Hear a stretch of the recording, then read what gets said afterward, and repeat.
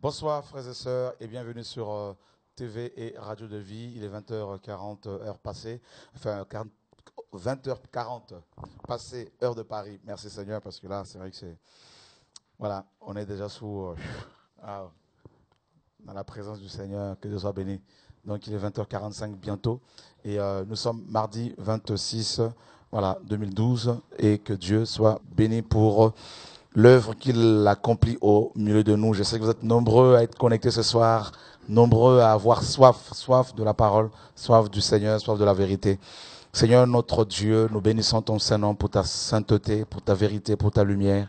Seigneur, qui nous illumine, qui nous éclaire, qui nous montre le chemin à suivre, Papa. Merci pour la protection dont nous sommes l'objet, Seigneur. Seigneur, nous sommes dans la joie d'être à ton service. Merci de nous avoir créés. Merci de nous avoir sauvés, Seigneur, de nous avoir rachetés. Seigneur, nous te confions nos cœurs, nos pensées. Nous te prions au nom de Yeshua, notre Seigneur et Sauveur, de nous ouvrir encore les yeux ce soir afin que ta parole nous affranchisse. Au nom de Yeshua, notre Seigneur, nous te prions, Père de gloire. Amen. Bonsoir tout le monde. Bonsoir Hervé. Bonsoir Apochua, bonsoir tout le monde.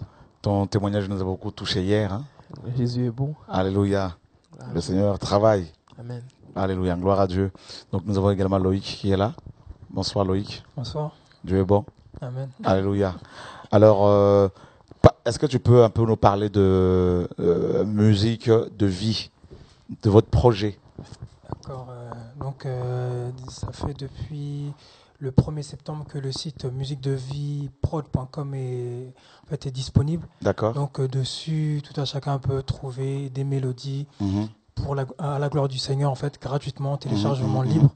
Donc en fait, c'est une vision que le Seigneur nous a donnée depuis quelques temps, en fait, de pouvoir diffuser gratuitement les choses et de ne pas chercher à récupérer de l'argent sur le dos du Seigneur, en fait. Tout Mais ça, c'est terrible, ça, ce que vous. Et donc, vous avez déjà mis en place un studio d'enregistrement. Oui, tout à fait. Pour produire des musiciens chrétiens. Donc, le studio est déjà opérationnel, je pense. Oui. Et ensuite, donc, un site a été mis en place, donc musiquedeVieProd.com. Et donc, vous venez de sortir votre premier album, donc totalement instrumental. Instrumental, c'est ça. Et au lieu de le vendre, et vous l'avez mis gratuitement en téléchargement sur votre site internet à la disposition des frères et sœurs. C'est ça. Ça, c'est inédit. Peut-être bien. Mais ça, c'est. Je bénis le Seigneur en tout cas et mes amis pour le travail que cette équipe réalise. Hein. Et vous avez vu, c'est ça la vision du royaume. C'est-à-dire, Dieu donne des talents aux frères et sœurs, des talents oratoires, des talents musicaux, tout ça. Et ces talents sont mis, n'est-ce pas, mis au service des frères et sœurs, et pour l'avancement du royaume de Dieu. Et au lieu de s'enrichir, comme tu l'as si bien dit, hein, sur le dos du Seigneur, et vous avez préféré de le faire gratuitement. Et en le faisant ainsi, je crois que le Seigneur va vous récompenser. Amen. Il va forcément toucher les frères et sœurs qui vont vous soutenir financièrement. Je pense qu'il commence déjà à le faire, non? Amen, tout à fait. Des frères et sœurs qui sont touchés dans le monde entier. On est surpris de voir à quelle vitesse en fait le site prend une renommée internationale. Et on est vraiment beaucoup encouragé par les frères et sœurs qui nous envoient des messages de soutien par rapport à l'œuvre qui se fait. Il y a eu déjà beaucoup de téléchargements? Oui, beaucoup de téléchargements quotidiens et des personnes qui reviennent. Il y a des nouvelles personnes. Donc depuis le début, on doit être pratiquement dans les 800 personnes qui sont là et qui viennent. Waouh! Gloire à Dieu. Ouais. Ah ben, disons que le Seigneur soit béni en tout cas. Et voilà, mes amis, ils ont travaillé dur pour sortir leur album. Ils l'ont sorti. Et au lieu de le vendre, ils le font gratuitement. Car nous avons reçu gratuitement et nous devons donner gratuitement. Donc cela n'empêche pas, bien sûr, que ceux qui veulent soutenir financièrement, matériellement ce ministère que le Seigneur leur a confié, de le faire librement. Et ça, c'est magnifique. Est-ce qu'il y a d'autres projets en vue? D'autres projets, toujours pour les personnes en fait, avec qui nous allons travailler au sein du studio, qui auront cette vision-là également de diffuser les choses librement. Donc au jour d'aujourd'hui, il n'y a que des instrumentales, des mélodies, mais d'ici quelques temps, si le Seigneur fait grâce, il y aura également des chants que les frères et sœurs auront reçus et qu'on aura pris le temps d'enregistrer et de diffuser également. D'accord. Donc les chrétiens qui nous suivent là, qui chantent pour le Seigneur, qui ont reçu des talents musicaux et qui reçoivent des chants, donc peuvent bien évidemment vous contacter pour la réalisation de leurs albums. Ok, ouais, on prendra le temps de discuter avec chacune des personnes. Parce qu'il faut bien sélectionner. C'est clair. Et si c'est des gens qui veulent s'enrichir, trouver des producteurs païens afin de signer des contrats avec eux et en vue d'amasser, je crois que ces personnes-là, elles ne seront pas les bienvenues, bien évidemment. Ouais. Voilà, donc que le Seigneur soit béni. Alors, j'en profite en même temps pour vous présenter un album. Et voilà, donc, voilà, l'album de notre sœur Priska. Et alors, je ne sais pas si Priska est en train de nous suivre en ce moment.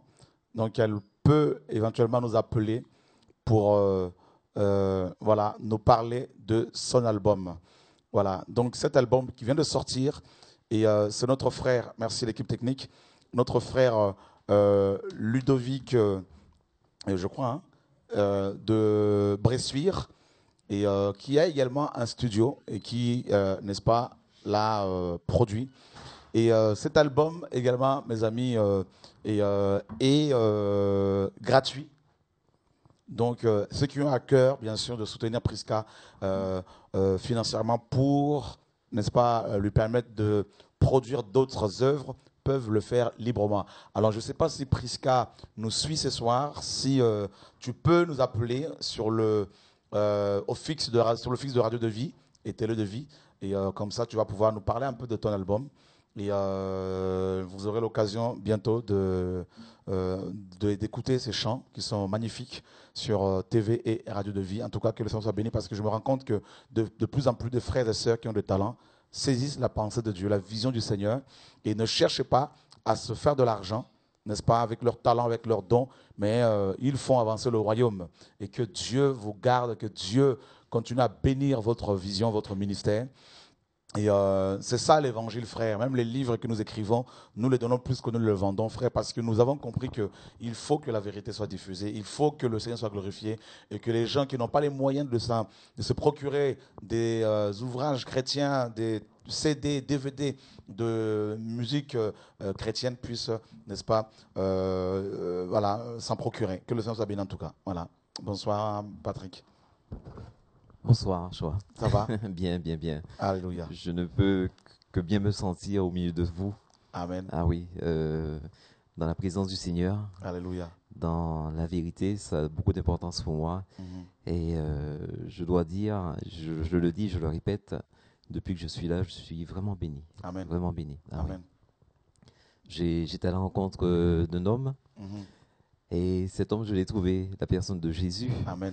Et je peux dire aujourd'hui, bien, jusqu'ici, je connaissais Dieu à travers la religion, mais je découvre une nouvelle personne, la personne de Jésus, Amen. telle qu'elle est. Et il remplit mon cœur, il remplit ma vie, il remplit tout mon être. Et pour moi, c'est quelque chose de formidable que nous vivons depuis que nous sommes là, donc depuis vendredi. Alléluia. Amen. Donc, sachant que vous êtes venu, hein, donc tu es venu avec ta famille. Avec ma famille, mon épouse, mes enfants. Les enfants, donc ils sont en tout 3. Tout à fait. Vous êtes 5. Oui. Donc, pour une semaine, afin de prendre le feu du réveil et Amen. de le ramener aux Antilles. Oh, tout à fait, tout à fait. Ce feu-là, il faut que je puisse le ramener. Et les valises sont prêtes pour vraiment y mettre tout ce qu'il y a à mettre. Alléluia. Alléluia. De manière à ce que ce feu puisse embraser la Martinique. Alléluia. Parce qu'il y a beaucoup trop de malades dans l'île, beaucoup trop de personnes qui sont déçues, trop de personnes qui sont blessées et qui sont chez eux. Et moi, ça me fait quelque chose de tout particulier quand je vois un peuple qui est malade. Ce peuple a besoin vraiment de connaître la vérité, de connaître Jésus. D'accord. À travers cet évangile que moi, personnellement, ainsi que ma famille, nous découvrons là maintenant. Amen. Gloire à Jésus. Et qu'est-ce que tu peux dire justement, qu'est-ce que tu peux dire aux frères et sœurs de la Caraïbe qui nous suivent présentement? Bien, voilà.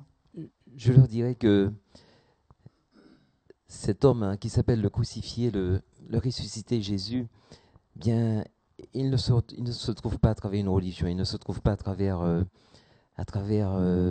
une assemblée. Il est réellement présent.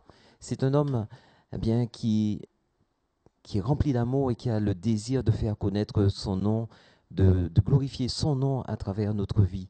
Et je crois que nous devons être sincères dans nos démarches, sincères avec lui. Nous devons être sincères dans notre vie personnelle à chacun, de manière à ce qu'il puisse se révéler à nous, parce qu'il a ce désir de se révéler pleinement. Nous sommes tous d'accord pour dire que les temps que nous vivons, ce sont des temps difficiles et qu'il y a des temps bien plus difficiles qui s'annoncent. Aussi, nous devons vraiment, amis, frères et sœurs, nous préparer pour le retour du Seigneur. C'est quelque chose qui est imminent, c'est quelque chose auquel nous devons porter attention. Et les signes sont là, les signes extérieurs sont là. Et plus ces signes se font jour, plus personnellement je constate que l'Église, au lieu d'être glorieuse, cette Église vivante que le Seigneur doit venir chercher, une Église sainte, pure, sans tache, irrépréhensible, cette Église ne vit pas la gloire de Dieu. Imaginez que autour de nous, il y a des gens qui sont dans les problèmes, dans les difficultés, et qui cherchent une solution, qui cherchent vraiment un verre d'eau dans le désert dans lequel ils se trouvent.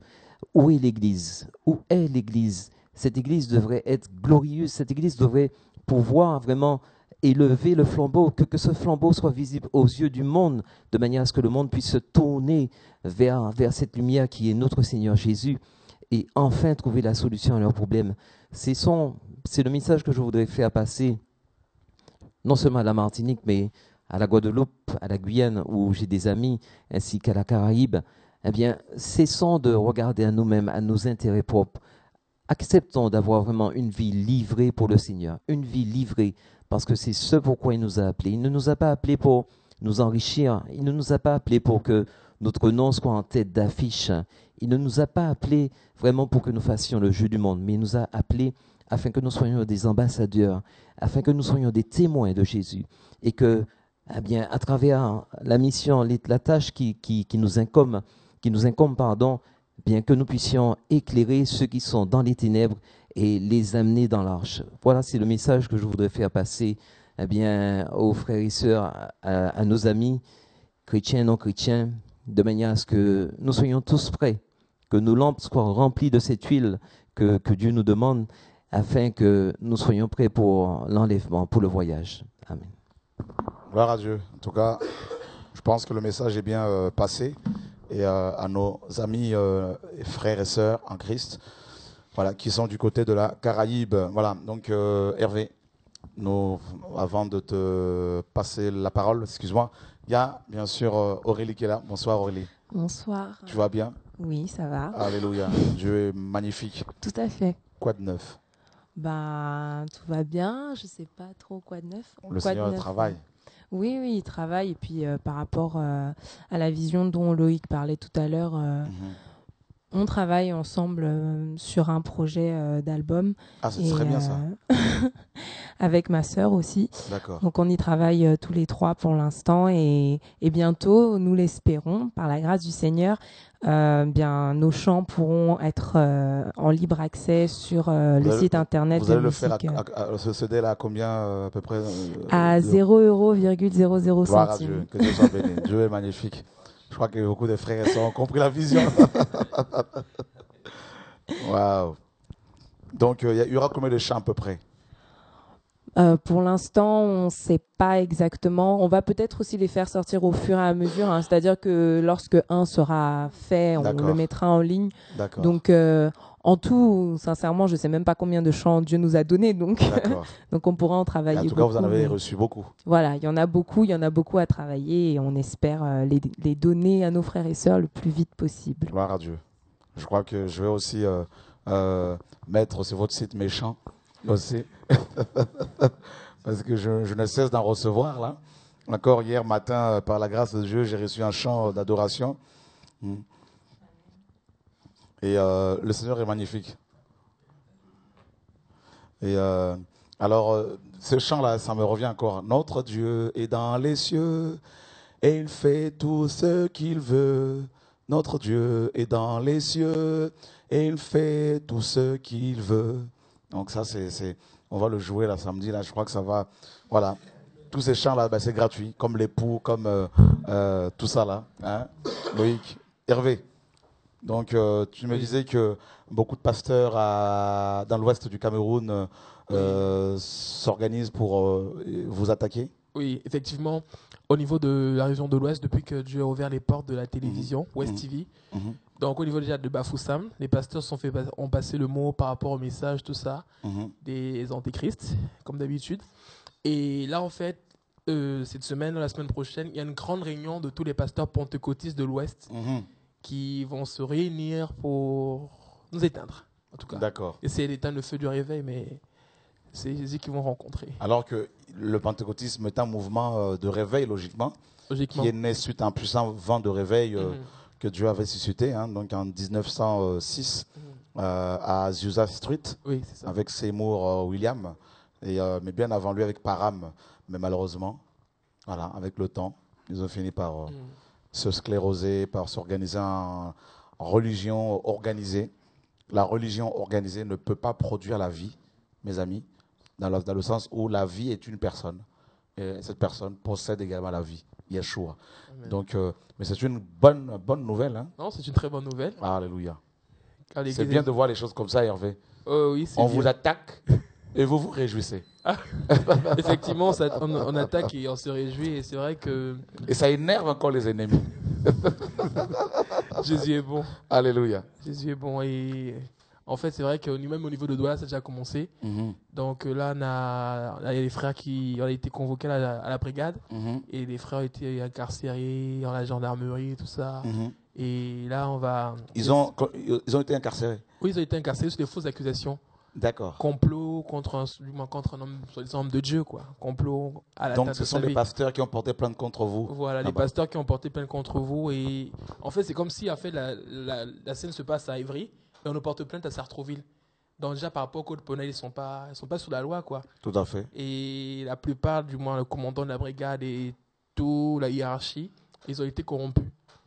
Donc, ils n'ont pas été sous la loi, ils ont été corrompus, ils n'ont pas voulu nous écouter. Ils ont enfermé les frères et sœurs, quoi. En fait, c'est ça, c'est un des signes du réveil. La persécution est un des signes du réveil. Oui. Là où il y a le réveil, forcément, mes amis, on doit être critiqué. Ça, on doit inventer toutes sortes de choses. Hein. On va vous coller toutes sortes d'épithètes. Voilà, il va y avoir de la moquerie, de la fausse accusation, de plein de choses. En fait, quelqu'un a dit, toute vérité passe par 3 étapes. La première, elle est d'abord contestée. La deuxième, elle est, n'est-ce pas, violemment combattue. Et la troisième étape, elle est acceptée comme une évidence. Donc, c'est normal. Moi, je sais que tu le sais. Tu sais que c'est normal. Oui, c'est normal. Je sais que tu es un guerrier aussi. Amen. Alléluia. Oh, mes amis, j'aime beaucoup quand les gens me critiquent. Ça me fait du bien. Vous ne pouvez même pas vous imaginer. C'est ça la vie chrétienne. Les gens font des réunions autour de votre nom. Ils vont se donner des rendez-vous chez eux pour s'asseoir afin de parler sur vous. Vous ne voyez pas que vous êtes important? Patrick, parce que si vous n'étiez pas important, ils ne vont pas s'appeler comme ça pour se donner des rendez-vous, en train de parler sur vous. Tu as vu comment c'est l'antichrist? Non, il a fait un pacte avec Satan. Non, il a 5 villas. Non, c'est pas normal. Il a même une auberge avec un hôtel, tout ça. Eh bien, que Dieu soit béni. Mais ils se retrouvent, ils appellent ici et là, ils disent, non, mais vous avez vu, non, mais il a engrossé une femme, il a un enfant ici et là. Ça veut dire que vous êtes important. Vous ne devez pas pleurer quand vous entendez ces choses. Vous devez vous asseoir et vous dire, oh, j'ai du succès.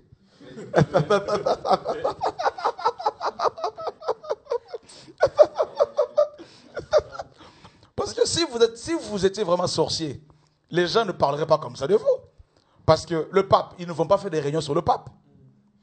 Ils ne vont pas faire des réunions sur les sorciers, les francs-maçons, les rosicruciens. Mais pourquoi ils font des réunions sur... Pourquoi ils ne vous oublient pas? C'est parce que quelque part, vous êtes important.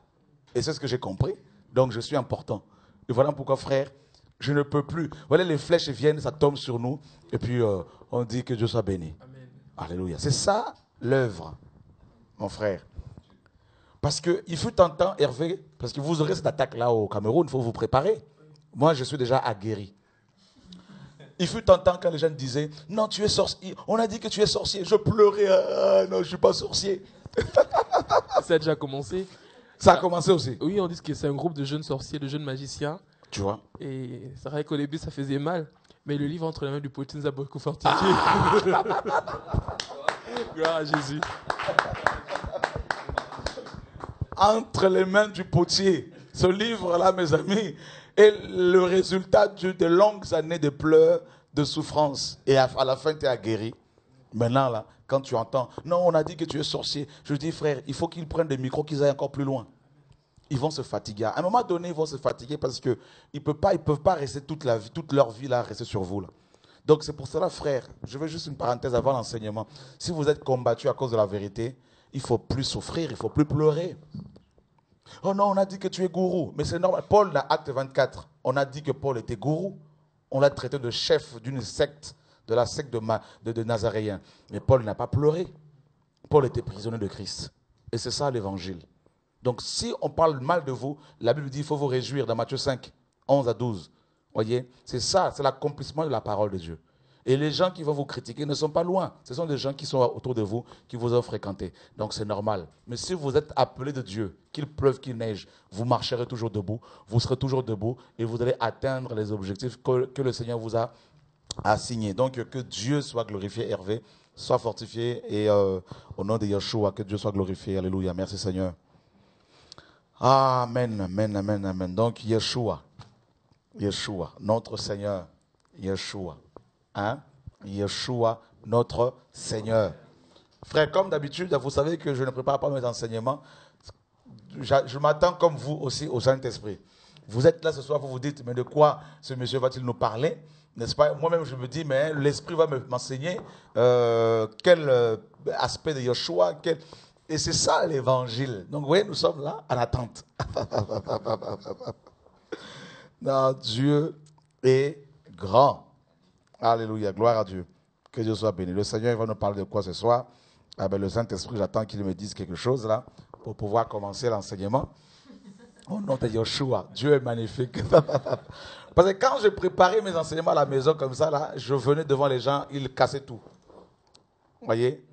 Alors, quand il y a le réveil, on est là, et Shora, et vous tous qui êtes là, et les frères et sœurs, nous sommes tous dépendants du même Seigneur, et nous attendons tous, mes amis, à ce qu'il puisse nous dire, voilà, c'est le moment maintenant, vous pouvez y aller. Et c'est ça, notre Seigneur, c'est ça, notre Dieu, frères et sœurs. Non, il n'a pas changé. Il n'a pas changé, frère. Alléluia, gloire à Dieu. Alors, nous sommes dans la Bible. Toujours, hein. Nous sommes toujours dans la Bible. Alors, nous sommes dans la Bible, nous sommes dans, Seigneur merci, dans Jean.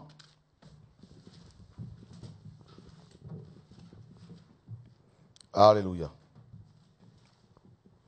Jean chapitre 3. On ne va pas parler de la nouvelle naissance, mais on va parler comme d'habitude de la personne de Yeshua. Et je ne cesserai de vous le répéter, je n'ai plus d'autre message.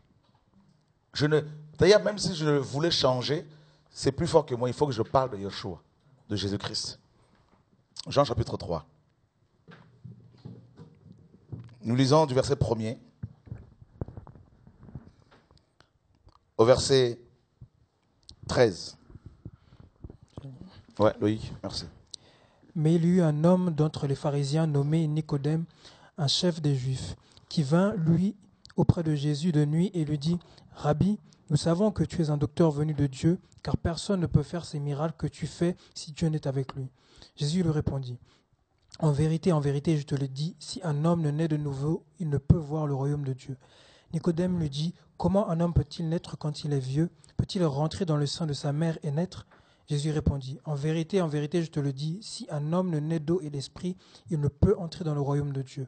Ce qui est né de la chair est chair, et ce qui est né de l'esprit est esprit. Ne t'étonne pas ce que j'ai dit, il faut que vous naissiez de nouveau. Le vent souffle où il veut, et tu entends le bruit, mais tu ne sais d'où il vient ni où il va. Il en est ainsi de tout homme qui est né de l'esprit. Nicodème lui dit, comment cela peut-il se faire? Jésus lui répondit, tu es le docteur d'Israël, et tu ne sais pas ces choses? en vérité, je te le dis, nous disons ce que nous savons et nous rendons témoignage de ce que nous avons vu, et vous ne recevez pas notre témoignage. Si vous ne croyez pas quand je vous ai parlé des choses terrestres, comment croirez-vous quand je vous parlerai des choses célestes? Personne n'est monté au ciel si ce n'est celui qui est descendu du ciel, le Fils de l'homme qui est dans le ciel. Ok. Ce soir, le Saint-Esprit va nous révéler un autre aspect de Jésus-Christ. Je vous ai dit que jusqu'à l'enlèvement de l'Église, personnellement, je n'annoncerai plus que Christ. Comme Paul l'a fait, comme Pierre l'a fait, Christ, Christ, Christ, Yeshua. Et ce soir, nous allons avoir un aspect de Yeshua qui n'a pas été beaucoup développé dans les églises. C'est quoi? C'est le verset 2. Un homme d'entre les pharisiens nommé Nicodème, un chef des Juifs. Il était pharisien, cet homme, qui vint lui auprès de Yeshua de nuit et lui dit, Rabbi, c'est-à-dire maître, nous savons que tu es un docteur venu de Dieu. Ok. Nous allons parler ce soir du docteur Jésus. On va parler du docteur Jésus-Christ. D'accord? Alléluia. Donc quand vous appelez vos médecins, là, docteur Jean-Pierre, docteur, je ne sais pas, Philippe, eh bien, maintenant vous allez commencer à appeler Jésus-Christ docteur Jésus. Vous savez, frère, notre Dieu, c'est-à-dire Jésus-Christ, il est tout, il a tout, il remplit tout, il remplit toutes les fonctions. Et ce soir, c'est l'aspect doctoral. La fonction doctorale de Yeshua que nous allons, n'est-ce pas, par la grâce du Saint-Esprit, développer. Le docteur. Nous, tout homme a besoin d'un docteur. Et je vais parler de cet aspect de Yeshua en tant que docteur. Docteur par rapport à l'enseignement biblique et aussi docteur par rapport, mes amis, à la guérison, à la maladie. Parce qu'en tant que docteur, n'est-ce pas, il a ces deux fonctions-là. Donc, il est docteur par rapport à la médecine. Il est aussi docteur par rapport à l'enseignement biblique. Le docteur Jésus. Et ensuite, on verra un autre jour l'apôtre Jésus. Et ensuite, on verra le pasteur Jésus. Vous voyez? L'évangéliste Jésus. Et à chaque fois que nous allons vous montrer, par la grâce de Dieu, vous parler de ces aspects ministériels de Yeshua, les autres ministères humains là vont disparaître. Vous n'aurez même plus besoin de courir après les docteurs hommes en tant qu'enseignants de la parole, sans passer d'abord par le docteur de docteurs. Alléluia. Parlons d'abord du docteur Jésus-Christ en tant que, mes amis, et enseignant de la parole de Dieu. Parlons de Jésus-Christ en tant que docteur de docteurs. Ici, un autre docteur du nom de Nicodème. Il était chef, il était pharisien, il était un docteur, forcément un enseignant de la parole de Dieu. Il va écouter l'enseignement de Jésus-Christ. Il va le suivre un peu partout. Et un jour, nous dit la parole, pendant la nuit, il va secrètement se rendre dans la maison où se trouvait le Seigneur. Et il lui dit, il l'appelle maître. Il a reconnu par l'enseignement de Jésus-Christ et par les miracles qu'il opérait que Jésus était Adonai. Maître, Adonai. Maître, Rabbi. Nous savons, nous qui, moi Nicodème et mes amis, docteurs, nous savons au fond de nous, nous savons que tu es un docteur venu de Dieu. C'est-à-dire que nous sommes, nous, docteurs, c'est vrai, mais toi, tu es le docteur de docteurs. Parce que l'enseignement que tu donnes diffère des enseignements que nous donnons dans les écoles rabbiniques. Allons voir, Loïc, dans Jean, chapitre 7, verset 15 à 17.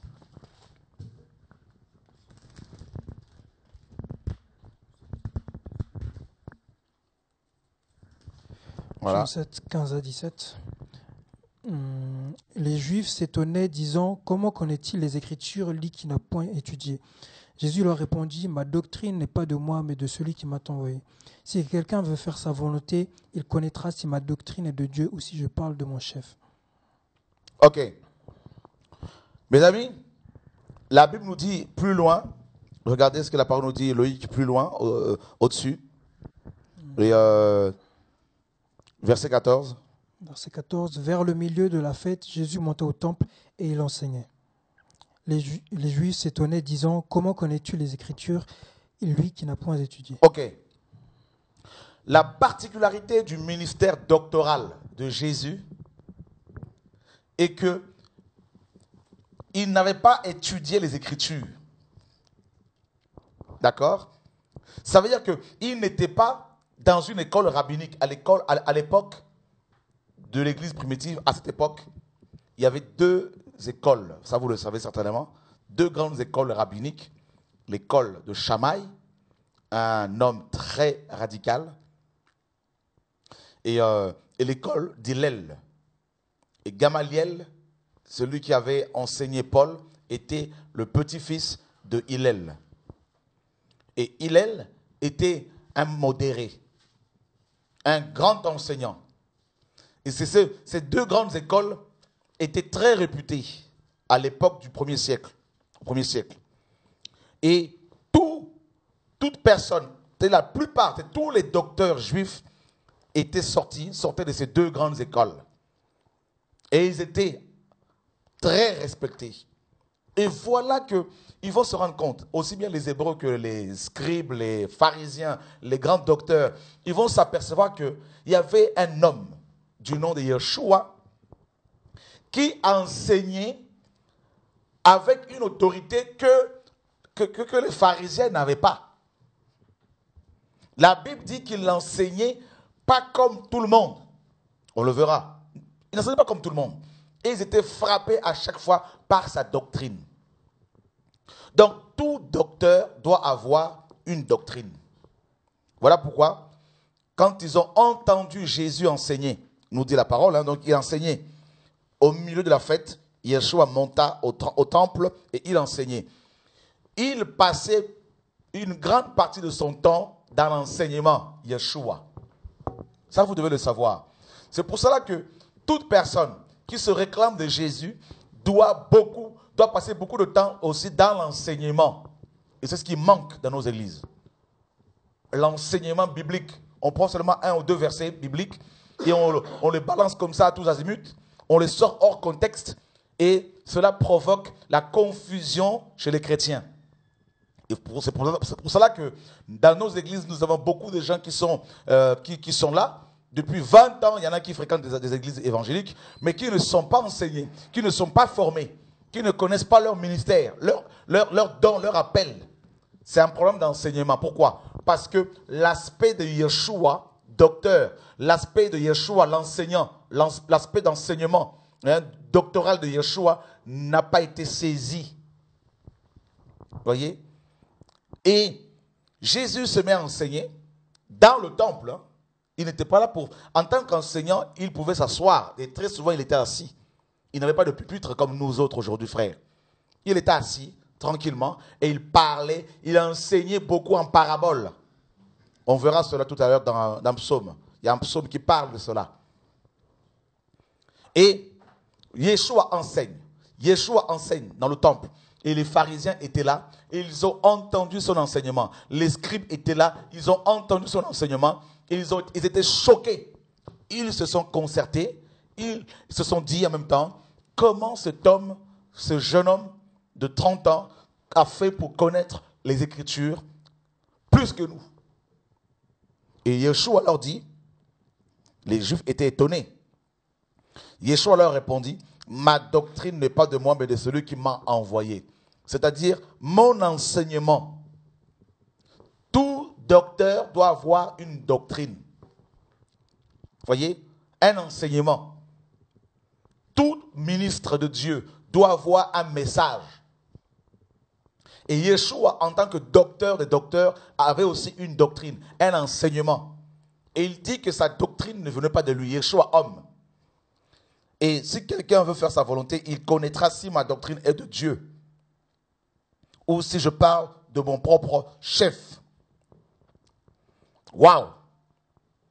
Frère, l'enseignement de Yeshua. Et c'est ce que nous allons voir en même temps. Yeshua en tant que docteur, qu'est-ce qu'il nous a enseigné véritablement? Yeshua en tant que docteur, est-ce que dans sa doctrine, est-ce qu'il y a la construction des bâtiments? Yeshua en tant que docteur, dans sa doctrine, est-ce qu'il faut faire l'apologie, est-ce qu'il a fait l'apologie des ministères hommes? De ministres hommes? Voyez frère? Parce que en tant que docteur, vous ne pouvez pas dissocier un docteur de sa doctrine. Vous ne pouvez pas séparer le docteur de son enseignement. Parce qu'un docteur sans l'enseignement, il n'est pas docteur. Ce qui fait d'une personne, ce qui fait d'un homme un docteur, c'est sa doctrine. Ce qui fait de Yeshua le docteur des docteurs, c'est sa doctrine. Ce qui a fait de Yeshua, quand il était sur terre, le docteur par excellence, c'est son enseignement. Et nous allons voir ce soir quel était son enseignement. On va le voir, tout ça là, frère. Suivez très bien l'enseignement. Nous vous présentons ce soir le docteur Jésus-Christ de Nazareth. Et sa doctrine, bien évidemment, forcément. Alors, en tant que docteur, il dit qu'il a une doctrine qui n'est pas de lui. Et il la défend, cette doctrine-là. Doctrine, enseignement. Frère. Et Yeshua dit aux apôtres, dans Matthieu, chapitre 28, Loïc, verset 19.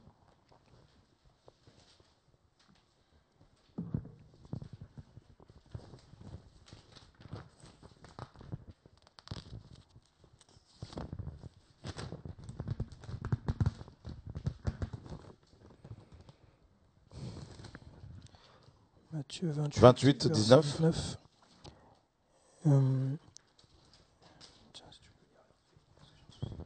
Matthieu 28, verset 19. Allez, faites de toutes les nations les disciples, les baptisant au nom du Père, du Fils et du Saint-Esprit, et enseignez-leur à observer tout ce que je vous ai prescrit. Ok. Ouais, la doctrine de Yeshua, il a confié aux apôtres. Enseignez-leur tout ce que je vous ai prescrit. Donc, en tant que docteur, Yeshua a transmis sa doctrine aux apôtres. D'accord? Et il demande à ce que cette doctrine soit véhiculée, soit enseignée. D'accord? Le docteur Jésus-Christ de Nazareth. Allons voir dans Jean, chapitre 7.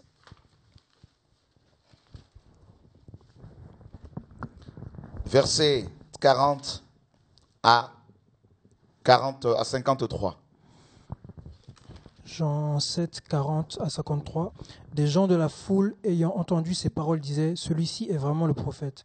D'autres disaient « C'est le Christ » et d'autres disaient « Est-ce bien de la Galilée que doit venir le Christ ?» L'Écriture ne dit-elle pas que c'est de la postérité de David, du village de Bethléem, où était David, que le Christ doit venir? Il y eut donc à cause de lui division parmi la foule. Quelques-uns d'entre eux voulaient le saisir, mais personne ne mit la main sur lui.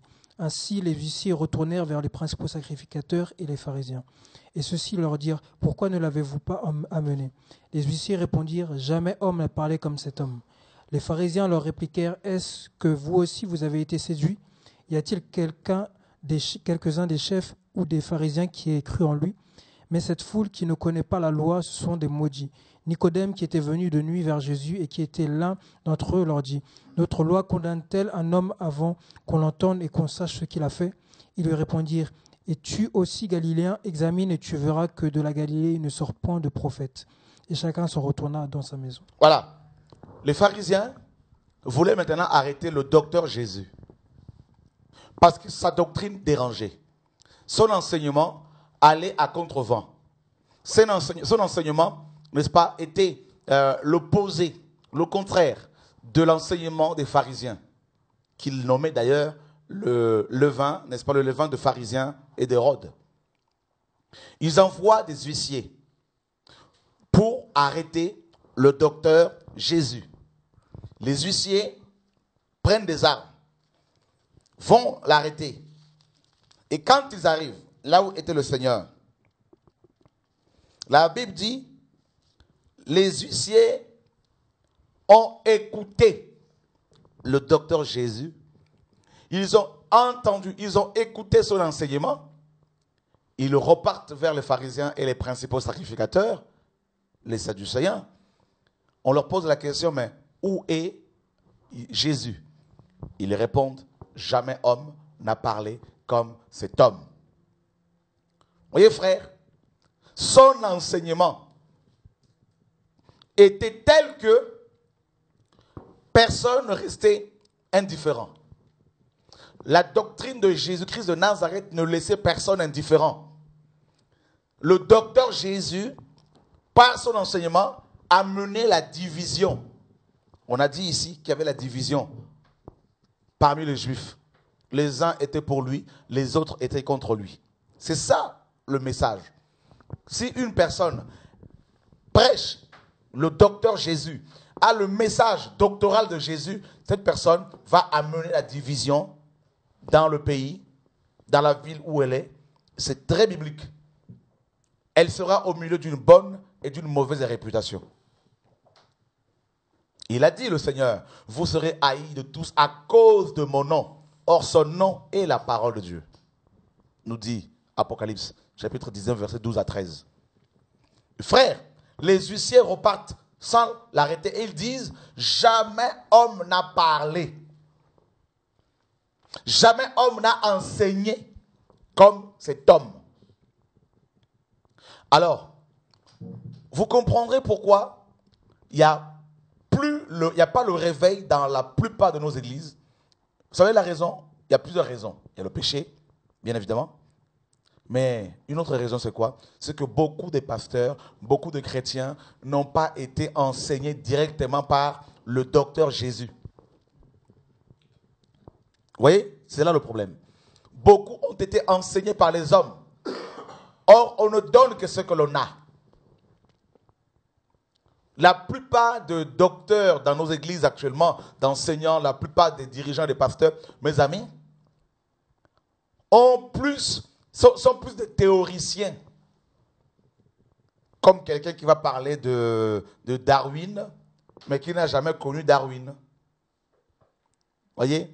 Donc vous pouvez défendre une théorie sans avoir connu la personne qui est à la base, qui est à sa base. Donc, qui est à son origine, qui est l'auteur de cela. Donc, c'est comme ça. Être un théoricien et être un disciple, c'est deux choses diamétralement opposées. Un disciple, c'est celui qui a reçu l'enseignement du maître. D'accord? Et qui va le retranscrire. Pas seulement de manière verbale, mais par sa vie transformée. Voyez? Donc, les huissiers disent, jamais homme n'a parlé. Jamais homme n'a enseigné comme cet homme. Pourtant, il n'avait pas étudié les Écritures. Vous savez pourquoi? Parce qu'il est lui-même les Écritures. Il n'a pas étudié la parole parce qu'il est la parole. D'accord? Tout comme quand vous dites que Jésus est la vie, il n'est pas seulement la vie, mais il est aussi la vie. Quand on dit que Jésus a le feu, il n'a pas seulement le feu, il est le feu. Quand on dit que Jésus a de l'eau à donner, il est aussi l'eau. Vous voyez, c'est terrible, frère. Donc, il est le docteur par excellence et il a la parole. Il est le docteur, il est la parole et il a la parole. Vous voyez? Alors, vous ne pouvez pas servir Dieu véritablement si vous n'avez pas rencontré Jésus le docteur. Vous ne pouvez pas connaître la Bible si Jésus ne vous l'enseigne pas. Ben oui. Vous voulez qu'on vous prouve que Jésus est le docteur, que Dieu lui-même est le docteur par excellence? Nous sommes dans Jean, Loïc. Le Saint-Esprit est en train de nous aider comme d'habitude. Nous sommes en train de progresser. Chapitre 16.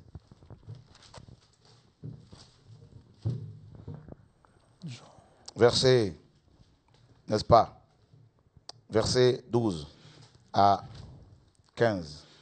Jean 16, versets 12 à 15. J'ai encore beaucoup de choses à vous dire, mais vous ne pouvez pas les porter maintenant. Car le Consolateur sera venu, l'Esprit de vérité, il vous conduira dans toute la vérité, car il ne parlera pas de lui-même, mais il dira tout ce qu'il aura entendu, et il ne vous annoncera les choses à venir. Il me glorifiera parce qu'il prendra de ce qui est à moi et vous l'annoncera. Tout ce que le Père a est à moi, c'est pourquoi j'ai dit qu'il prend de ce qui est à moi et qu'il vous l'annoncera. Gloire à Dieu. Et nous sommes dans Jean 14.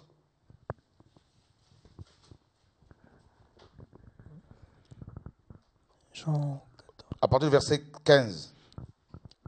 Si vous m'aimez, gardez mes commandements. Et moi, je prierai le Père et il vous donnera un autre consolateur afin qu'il demeure éternellement avec vous. Verset 26. Mais le consolateur, l'Esprit Saint que le Père enverra en mon nom, vous enseignera toutes choses et vous rappellera tout ce que je vous ai dit. Donc, on nous parle du Saint-Esprit. Le Saint-Esprit est Dieu lui-même. Car la Bible nous dit dans Jean 4 que Dieu est esprit. Et le Saint-Esprit est appelé aussi l'Esprit de Jésus.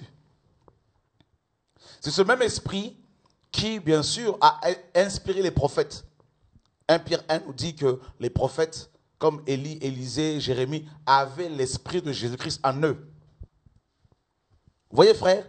Donc, c'est Dieu lui-même l'enseignant par excellence. C'est Jésus lui-même l'enseignant. Il dit que quand l'Esprit viendra, il vous enseignera toutes choses.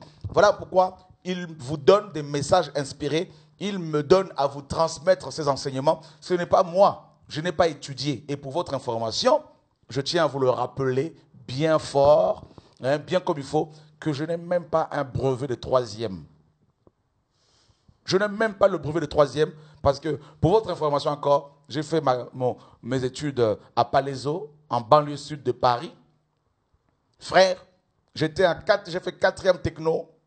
À l'époque, on venait le gouvernement français venait de mettre en place les classes technologiques pour les gens qui ne voulaient pas étudier, qui négligeaient les études. Et nous étions parmi les premiers à bénéficier de cette, mes amis, de cette grâce, je peux dire. Vous voyez? Alors, j'ai fait 4e techno, 3e techno, et arrivé au brevet, mes amis, j'ai raté mon brevet. Voyez, frère? Donc, laissez tomber. Voilà, je m'arrête là. Donc, vous voyez que je n'ai pas été dans une école biblique, dans un institut biblique. C'est le docteur de docteurs qui m'a enseigné. Et qui m'enseigne tous les jours. Vous voyez, frère? Alors, si je n'ai pas mon brevet de 3e, vous croyez que j'ai quoi? J'ai le bac? Même pas. Mais je peux, par la grâce de Dieu, parler au docteur, aux pharmaciens, parler aux médecins, tout ça, parce que en moi, il y a le docteur de docteur. Et les gens, quand ils entendent ça, ils disent non, il a étudié les Écritures. Non! C'est ça la différence. Bah oui, frère. Je crois qu'il y en a qui doivent être choqués. Bah oui.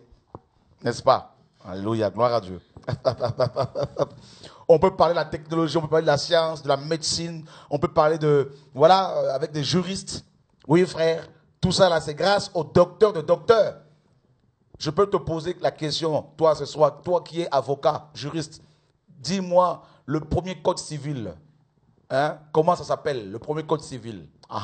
Je peux te le dire, grâce à Jésus. Voilà, c'est ça la parole. Toi qui es médecin, n'est-ce pas? Alors parle-moi un peu on peut parler de la médecine. C'est ça, mes amis. Quand on a le docteur de docteurs, mes amis, les gens vont dire non, c'est pas possible. Il a bac plus 5, il a bac plus, c'est pas, c'est faux. C'est pour cela que nous sommes des serviteurs inutiles. Ben oui, frère. C'est ça la différence entre les intellectuels et les intelligents. Moi, je ne suis pas un intellectuel, je suis un intelligent. C'est pas pareil. L'intellectualisme, mes amis, quand vous allez lire les livres ici et là, vous allez vous, n'est-ce pas, formater, vous allez être formaté par Babylone et on vous sanctionne avec un diplôme et vous avez des lunettes et vous croyez intellectuel. Vous devenez intellectuel. Mais un intelligent, c'est quelqu'un sur qui Dieu a posé sa main. Parce que Dieu, n'est-ce pas, la Bible dit que la sagesse de Dieu nous rend intelligents. Voyez, frère, Donc vous pouvez voir quelqu'un qui n'a jamais étudié mais qui est très intelligent, qui est vraiment perspicace, hein, et qui voit loin, et qui sait comment coordonner les choses. C'est ça la personne de Yeshua. C'est lui qui nous transforme comme ça. Ah oui, frère, sans Jésus, moi là, je ne peux même pas parler avec vous. Je suis nul. Zéro. Bah oui, frère. Dieu, le docteur des docteurs. Je suis allé à Libreville une fois en mission. J'ai commencé à partager la parole. Il y avait des grands docteurs, des érudits de la parole qui étaient là. Il y en a qui ont dit non, ce monsieur est un théologien plus. Il doit avoir plusieurs diplômes théologiques. Je leur ai dit, mes amis, je n'ai même pas mon brevet de 3e. Je n'ai jamais été dans une école théologique, dans un institut biblique. C'est le Saint-Esprit qui m'enseigne. Les gars ne voulaient pas me croire. C'est ça, mes amis. C'est pour cela que quand on rencontre Jésus-Christ, le docteur des docteurs, frère, les gens ne vont plus te comprendre. Les gens ne vont plus te comprendre, ma soeur. Les gens, ils vont être complètement dépassés par l'intelligence que Dieu te communique, par les illuminations qu'il te donne, par la révélation de sa parole. Et c'est pour cela que Dieu demande à ce que son Fils soit glorifié, qui est lui-même Dieu, pour que les frères et sœurs voient que ce qui se passe avec nous, nous n'y sommes pour rien. Tout revient au Seigneur. La gloire revient au Seigneur. Alléluia. Le Seigneur dit, l'Esprit de vérité vous enseignera toutes choses. Frère, vous avez vu ici, Aurélie, Jésus n'a pas dit que le Saint-Esprit va vous enseigner un aspect de la doctrine de Christ. Il a dit qu'il va tout nous enseigner. Donc ça veut dire quoi? Écoutez bien ce que Dieu nous communique ce soir. Ça veut dire qu'une personne, Patrick, qui est enseignée par le Saint-Esprit, par Yeshua, en tant que docteur, cette personne-là, même si elle n'a jamais rencontré un pasteur, admettons que tu te convertis aujourd'hui, Dieu lui-même t'enseigne. Et que après tu vas rencontrer un pasteur, un grand docteur qui a même traduit une Bible en allemand ou en français. Et si ce docteur t'enseigne des choses erronées, des hérésies, eh bien l'esprit qui t'enseigne, qui est en toi, te dira c'est faux. Tu ne pourras pas recevoir son enseignement. Il va y avoir quelque chose en toi qui va repousser son enseignement, rejeter son enseignement. Tu auras de l'aversion vis-à-vis de son enseignement. Tu auras de l'antipathie. Tu vas rejeter littéralement, totalement, catégoriquement son enseignement. Pourtant, tu es nouvellement converti. Vous voyez? Et ceux qui n'ont pas l'esprit peuvent dire, non mais Patrick, tu es nouvellement converti, tu es orgueilleux, et cet homme est un grand enseignant, est un grand théologien. Mais tu diras, mais il y a quelque chose à moi qui n'avale pas, qui ne reçoit pas sa doctrine. Eh bien, c'est comme ça que Yeshua, le docteur de docteurs, opère avec ses enfants qu'il forme. Nous avons occulté l'aspect doctoral du ministère de Yeshua. Nous l'avons remplacé par les docteurs hommes, humains.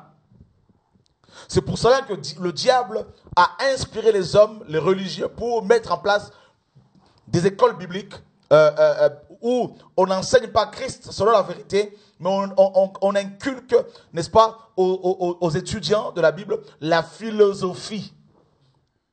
Voyez, frère, on met en place des écoles théologiques où des gens vont se faire, mes amis, polluer, formater, au point de croire que Jésus-Christ n'était pas né miraculeusement par la vertu du Saint-Esprit, qu'il n'était pas mort et ressuscité.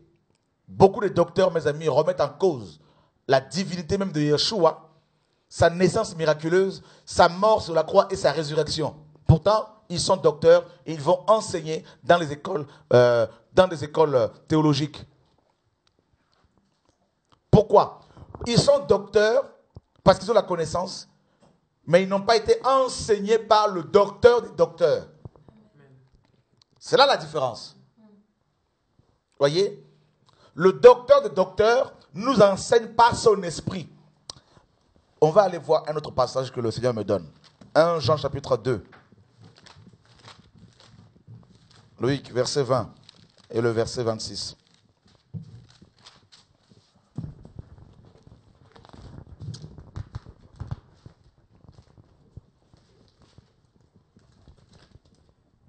Jean chapitre 2, versets 20 et 26.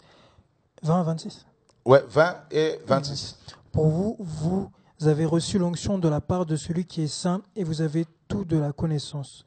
Verset 26, je vous ai écrit ces choses au sujet de ceux qui vous égarent. Verset 27. Pour vous, l'onction que vous avez reçue de lui demeure en vous, et vous n'avez pas besoin qu'on vous enseigne, mais comme son onction vous enseigne toutes choses, et qu'elle est véritable, et qu'elle n'est point un mensonge, demeurez en lui selon les enseignements qu'elle vous a donnés. Waouh! Un des rôles de l'onction, n'est-ce pas, c'est l'enseignement. L'enseignement. Une personne nouvellement convertie, une personne qui a expérimenté une véritable conversion n'a pas besoin qu'un pasteur, qu'un apôtre, qu'un prophète, qu'un docteur humain, qu'un évangéliste lui dise convoiter est un péché. Non. Le Saint-Esprit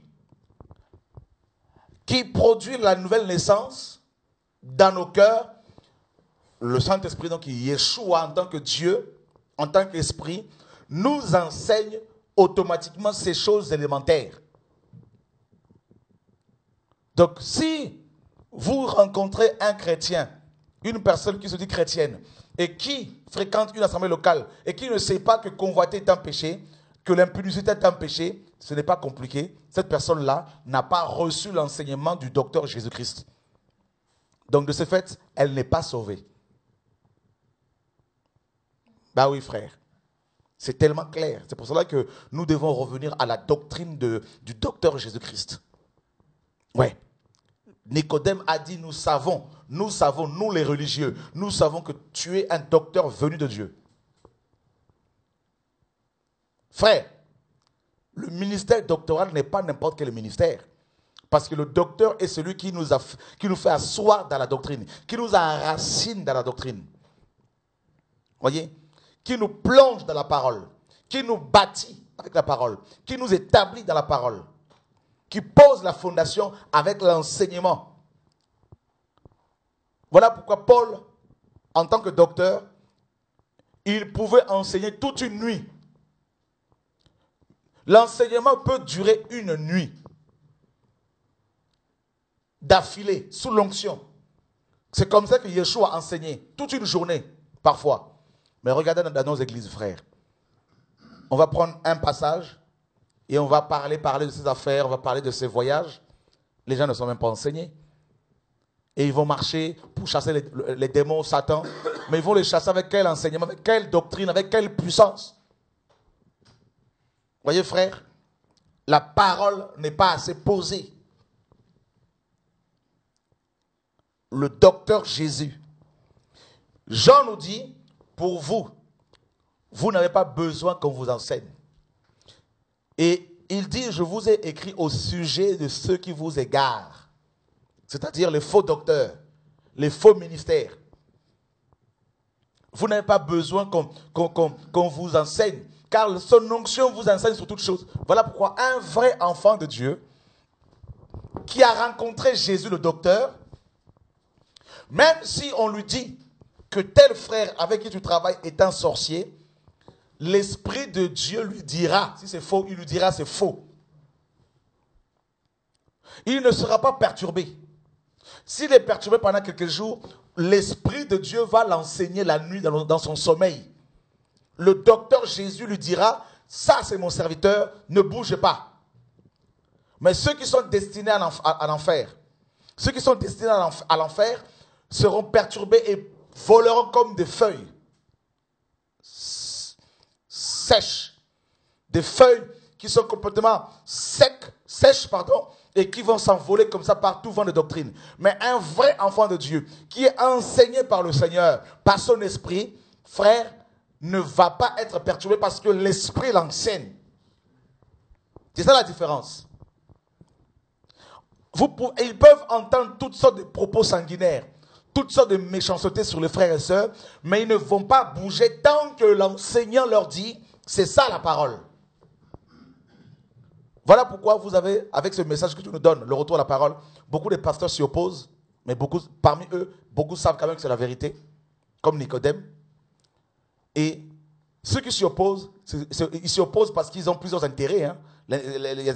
Ils ont des intérêts personnels, pécuniaires, tout ça. Et beaucoup d'autres parce qu'ils sont voilés simplement. Mais vous allez voir que des gens qui sont à peine convertis, ils vont recevoir l'enseignement. Pourquoi? Parce que la différence, ce n'est même pas par rapport au temps passé dans le christianisme, qui est une religion. La différence ne se fait pas par rapport au nombre d'années passées dans les églises. Mais la différence se fait par rapport à l'enseignant qui apporte l'enseignement, par rapport à l'enseignant, par rapport à la personne qui enseigne. Si c'est Yeshua qui a apporté l'enseignement à ce nouveau converti, ces derniers vont comprendre la parole de Dieu. Même si elle paraît difficile à comprendre, ils vont la comprendre, cette parole. Vous voyez? Donc quelqu'un peut être chrétien depuis 30 ans et ne pas comprendre le message du moment parce qu'il n'est pas enseigné par le docteur Jésus, mais par les hommes. Vous voyez, frère? C'est ça la différence. Jésus a énormément enseigné. Il a passé plus de temps dans l'enseignement que dans les prédications. Ben oui, frère. Remarquez bien.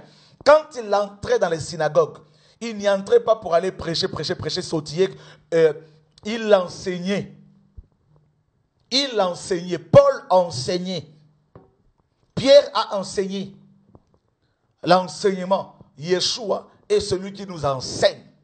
Il a dit aux apôtres, enseignez-leur à observer. L'enseignement de Jésus, la doctrine de Jésus consiste dans l'observation de ces principes, des principes directeurs qui nous permettent, mes amis, d'atteindre les objectifs que Dieu nous a assignés. Et la parole est claire, frère. Moi, je reçois mon enseignement de Jésus. Ce n'est pas de l'orgueil. Les frères et sœurs peuvent m'enseigner, c'est vrai, mais je suis d'abord enseigné par le Saint-Esprit. Je ne veux pas recevoir n'importe quel enseignement. Ah non. Je veux recevoir mon enseignement d'abord du Saint-Esprit. Quand j'ouvre la Bible, je prie pour que Dieu m'enseigne. Je refuse l'enseignement des hommes qui peuvent m'enfermer dans un carcan, dans un cocon, dans un fonctionnement complètement religieux. Mais je veux recevoir l'enseignement du Saint-Esprit.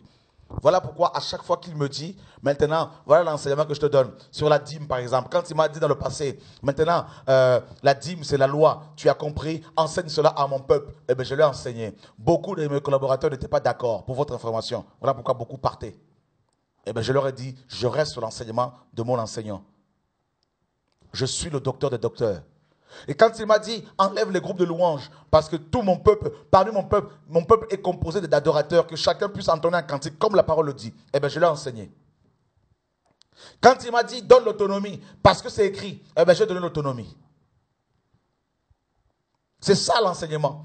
Donc, un homme de Dieu, s'il veut percer, un prédicateur, un enseignant, s'il veut atteindre ses objectifs, il doit d'abord être enseigné par le Saint-Esprit, par Jésus le docteur. Sinon, il n'y a pas de réussite, il n'y a pas de percée, il n'y a pas d'exploit, rien à faire. Beaucoup de pasteurs, beaucoup de dirigeants, vous allez les voir, ils sont dirigeants, ils sont pasteurs. Pendant, vous les rencontrez aujourd'hui, vous revenez les voir 20 ans après, ils ne changent pas. Il n'y a aucun progrès. Pourquoi? Parce qu'ils restent sous l'enseignement de leur père spirituel. Mais ils ne sont pas enseignés d'abord par le Saint-Esprit. Un homme qui enseigne et qui est lui-même enseigné par le Saint-Esprit, on le sait, on le sent. Parce qu'il y a la vie. Voyez, frère? Parce que les gens changent de vie, de caractère. Ceux qui sont de Dieu, bien sûr. Yeshua, le docteur des docteurs. Mes amis. Alléluia. Gloire à Dieu. Que Dieu soit béni, que Dieu nous aide. Mes amis. À l'âge de 12 ans, Yeshua, déjà dans le temple, était en train de poser des questions au grand docteur. Et ces derniers étaient très, très étonnés de la connaissance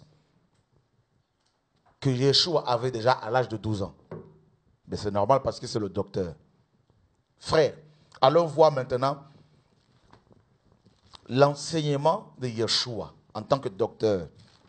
Alors, pour votre information, il y a au moins 4 chapitres qui nous parlent de l'enseignement du docteur Jésus.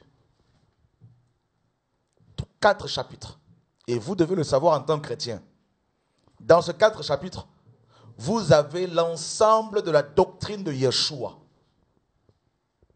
Matthieu, chapitre 5.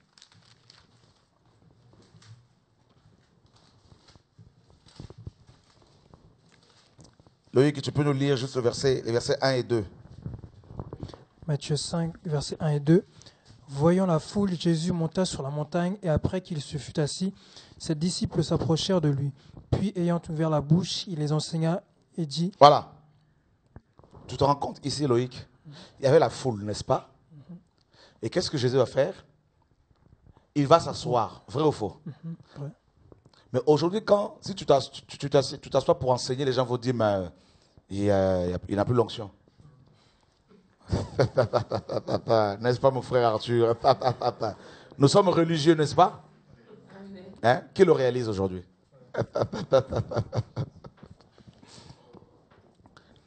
Qu'est-ce qui lui arrive? Ce n'est pas normal. Mais pourtant, nous nous disons être des modèles. Hein, nous suivons le modèle qui est Jésus. Mais vous allez voir que il va s'asseoir, Patrick, sur la montagne. Oh mon Dieu. Si c'était nous autres, on allait demander une estrade. On allait demander un costume et cravate. Un costume et une cravate. Un beau costume, une belle cravate. On allait demander un pupitre. Des belles chaussures, bien cirées. Et puis on allait tester le micro bien comme il faut.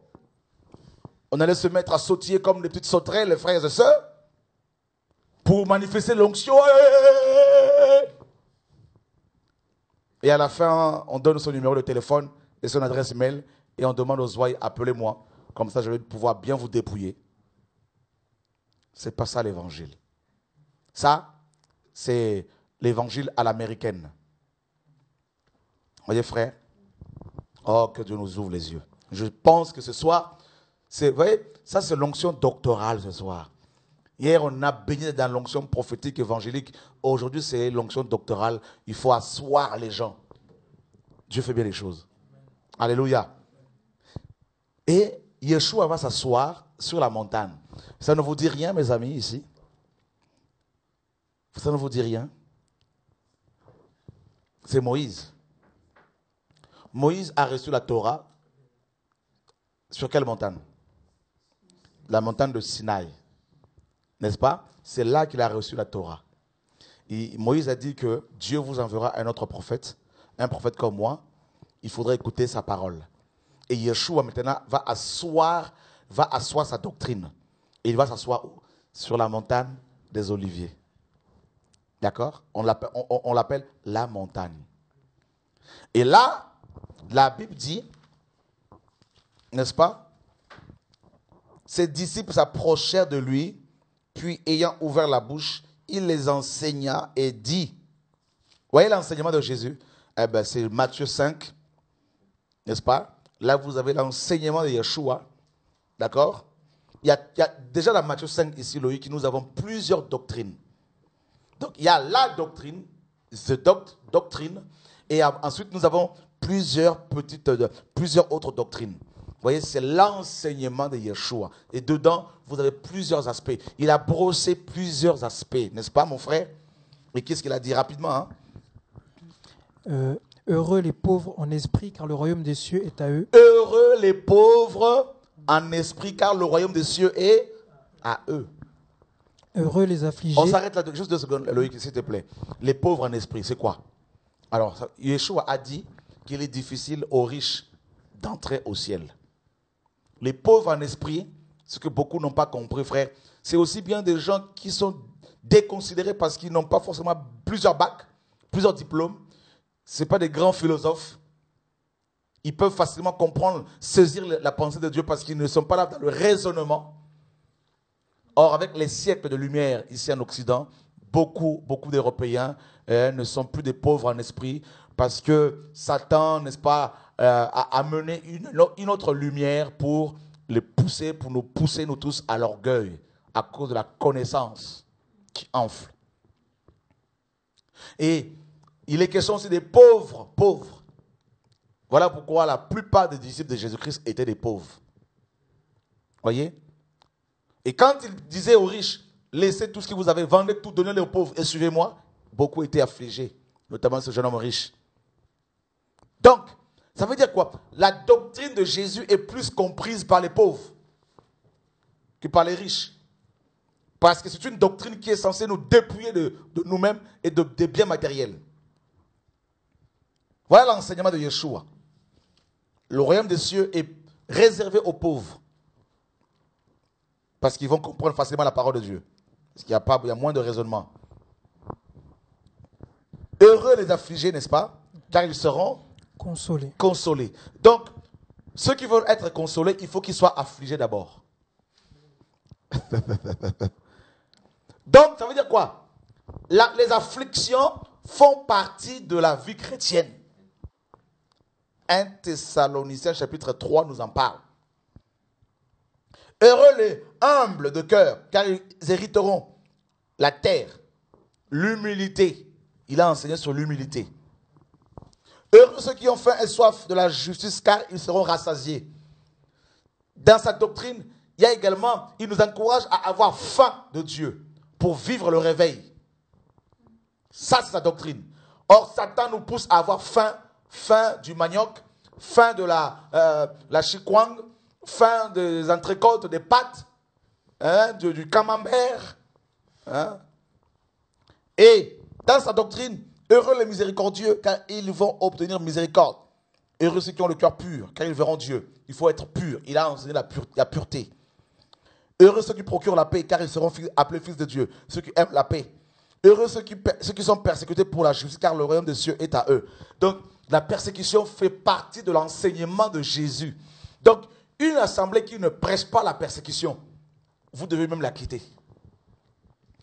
Un chrétien qui n'est pas persécuté par les autres chrétiens à cause de son amour pour la vérité n'est pas enseigné par le docteur Yeshua. C'est clair. Et maintenant, faites-moi la liste de chrétiens, des pasteurs que vous savez qui sont persécutés pour la justice. Et vous saurez si Yeshua les enseigne ou pas. Vous verrez s'ils sont dans la doctrine de Jésus ou pas. Heureux serez-vous lorsque vous outragera, qu'on vous persécutera et qu'on dira faussement de vous toutes sortes de mal à cause de moi. La persécution, les outrages. Hein? Et qu'on dira faussement. Oh, il a 5 villas. J'ai 5 villas où? Tu les as vues où? Dans ton rêve, je pense. Donc c'est une prophétie, je bénis Dieu. Parce que Yeshua a dit, ceux qui croient en moi auront des maisons, des terres, des mères, des pères. Hein? C'est écrit aussi. Donc si j'ai 5 villas, grâce à Dieu, alléluia, gloire à Dieu. C'est écrit. Ce n'est pas anti-biblique. Surtout que je n'ai pas volé. Et surtout que je ne les ai même pas. Que Dieu soit béni. Donc il faut que les gens, n'est-ce pas, disent des faussetés sur vous. C'est écrit. C'est ça, Loïc, la doctrine de Jésus. C'est ce qu'il enseigne ici, Patrick. Est-ce que les pasteurs enseignent cela dans les églises? Que vous serez haïs, on va vous détester, tout ça. Si vous voulez marcher dans la sanctification, préparez-vous à subir ces choses. Ça n'existe pas dans les églises. Et c'est pour cela que Jésus-Christ, en tant que docteur, n'est pas révélé. Et son enseignement en même temps. Les gens disent, oui, moi je veux de Jésus. Mais si vous saviez, si vous connaissez son enseignement, beaucoup ne le suivraient pas. Ah, je vous dis, son enseignement, frère, est terrible. C'est ça, ici, là, son enseignement. Réjouissez-vous et soyez dans l'allégresse. Comment quelqu'un qui est accusé faussement, quelqu'un dont le nom est outragé, doit-il se réjouir? Parce que la logique humaine veut qu'on pleure, qu'on murmure, hein, qu'on se plaigne. Mais là, Jésus, non, il demande aux gens de faire le contraire de ce que la nature leur demande. Réjouissez-vous, Aurélie, Patrick. Et c'est la folie. Est-ce que vraiment nous suivons Jésus? Est-ce que réellement vous suivez Jésus? Hein? Aujourd'hui, quand un pasteur est critiqué, quand un pasteur est accusé de sorcier, magicien, la plupart des chrétiens, sans vérifier, ils vont aussi suivre pour dire oui, c'est vrai, c'est un gourou, tout ça, c'est vrai, c'est vrai. Mais ils ne comprennent même pas que l'enseignement de Jésus est là. Il faut vérifier son enseignement, frère. Bah oui. Vous êtes le sel de la terre. Si le sel perd sa saveur, avec quoi la lui rendra-t-on? Vous voyez, tout ça là, c'est l'enseignement de Yeshua. C'est terrible, hein? Et regardez, il dit quoi? Verset 27, Loïc. Verset 27. Vous avez appris qu'il a été dit, tu ne commettras point d'adultère. Mais moi, je vous dis que quiconque regarde une femme pour la convoiter a déjà commis un adultère. C'est terrible, hein? Avec elle dans son cœur. Waouh! La Bible dit que les adultères n'entreront pas dans le royaume des cieux. Et là, Yeshua pousse encore l'enseignement de Moïse plus loin. Hein? Il va dire, c'est lui qui va regarder seulement une femme pour la convoiter a déjà commis l'acte dans son cœur. Mon Dieu. Alors, dites-moi maintenant dans cette génération-là, qui va te sauver? Eh bien, très peu. Voilà l'enseignement patrie de Yeshua. C'est terrible, frère. Donc, vous ne pouvez pas avoir la révélation de Jésus en tant que docteur sans avoir la révélation de sa parole, de son enseignement, de sa doctrine. Hein? Continue Loïc, verset 29, juste le verset 29. Si ton œil droit est pour toi une occasion de chute, arrache-le et jette-le loin de toi, car il est avantageux pour toi qu'un seul de tes membres périsse et que ton corps entier ne soit pas jeté dans la géhenne. Là, c'est la séparation avec les mauvaises choses. Voilà ton enseignement. La séparation avec les mauvaises choses. Ton œil, ça peut être l'Internet, ça peut être la télévision, hein? Le cinéma, Hollywood. Si ça t'affecte, coupe. Voyez? Les amitiés. Voilà l'enseignement de Yeshua. Il est catégorique. Loïc, nous sommes dans le chapitre 6. Donc, on va sauter. Hein, donc, verset 43, 5, 43, 44. Vous avez appris qu'il a été dit, tu aimeras ton prochain, tu haïras ton ennemi. Mais moi, je vous dis, aimez vos ennemis, bénissez ceux qui vous maudissent, faites du bien à ceux qui vous haïssent et priez pour ceux qui vous maltraitent et qui vous persécutent. Mon Dieu. Loïc, Hervé, les pasteurs là qui te persécutent, Jésus te dit, il ne faut pas les haïr. Il faut les aimer encore. Il faut prier pour eux. Mais ça, c'est terrible. Comment des gens qui me persécutent, hein, qui me blessent, et toi, Dieu, tu me demandes de les aimer? Eh bien, c'est ça l'enseignement de Jésus. Ah, il nous casse là.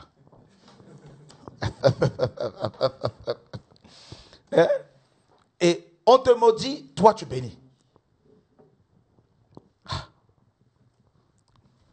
Matthieu 6. Et vous voyez, là il parle il dénonce hein, le formalisme religieux bien sûr. Et au verset 9, il nous révèle le Père. Il nous apprend comment prier le Père. Il révèle le Père. Vous voyez, dans l'enseignement de Yeshua, en tant que docteur, il nous révèle le Père. Il nous amène au Père. Voici donc comment vous devez prier. Notre Père. Waouh! Est-ce que les pasteurs aujourd'hui nous amènent-ils vers Dieu? Nous poussent-ils vers Dieu? Ou est-ce qu'ils veulent nous garder avec eux? Voyez, prenez mon numéro, appelez-moi. Non, mon ami, ce n'est pas ça l'enseignement de Yeshua. Voilà l'enseignement. Allez vers Dieu. Alléluia. C'est ça le message. Allez vers Dieu. Voici l'agneau de Dieu qui ôte le péché du monde. Et les disciples de Jean ont suivi Jésus. C'est ça l'enseignement de Jésus-Christ de Nazareth. Alléluia. Frères, nous sommes dans le chapitre 6, verset 25, Loïc. Verset 25. C'est pourquoi je vous dis, ne vous inquiétez pas pour votre vie de ce que vous mangerez, ni pour votre corps de quoi vous serez vêtu. La vie n'est-elle pas plus que la nourriture et le corps plus que le vêtement? Ne vous inquiétez pas pour votre vie. Oh, c'est ma vie. Ah, c'est ma vie. C'est mon avenir. Il faut que je pense à ma vie quand même. J'ai sacrifié ma vie. Yeshua dit, ne vous inquiétez pas pour votre vie. Par rapport aux vêtements, par rapport aux voitures, il dit, je prends soin de vous. Voilà son enseignement. Les inquiétudes tuent le ministère. nous pousse à la convoitise, nous pousse à la cupidité, nous pousse à la duplicité, nous pousse au vol. Ah oui, frère. Vous allez tellement vous inquiéter, vous. Il y en a qui s'inquiètent tellement par rapport à leur vie qu'ils finissent par trouver des combines, des voies et moyens pour pouvoir s'en sortir, et ils se corrompent et ils finissent par, mes amis, se faire, comment dire, ils finissent par être disqualifiés par le Seigneur. Frère, cherchez premièrement le verset 33. Le royaume et la justice de Dieu, et toutes ces choses vous seront données par-dessus. Waouh! Le chapitre 7. Frère, il y a tellement de choses qu'il a dites ici, et je vais prendre seulement 2 ou 3 choses à chaque fois. Il parle d'entrer par la porte étroite, le verset 13. Car large est la porte, ça c'est la religion. Spacieux est le chemin qui mène à la perdition, et il y en a beaucoup qui entrent par là. Donc il nous donne l'ordre, c'est un ordre, entrer. Et là c'est la croix. C'est la croix. C'est la croix. Voyez frère, c'est la porte des brebis, la croix. Il dit, demandez et vous recevrez, frappez et l'on vous ouvrira. Cherchez, vous trouverez. Voyez? Et c'est terrible. Et il parle de faux prophètes. Donc, vous voyez, dans la doctrine de Jésus, il y a tout. Tout. Nous sommes, Loïc, dans le chapitre 8, juste le verset 1er.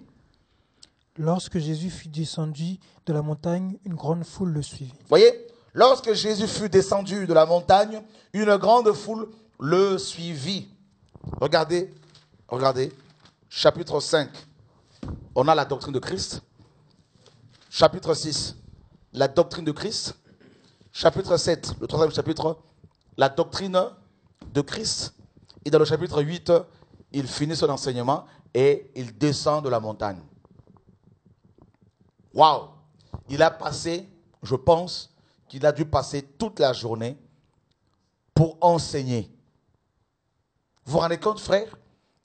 Et remarquez, regardez bien son enseignement ici.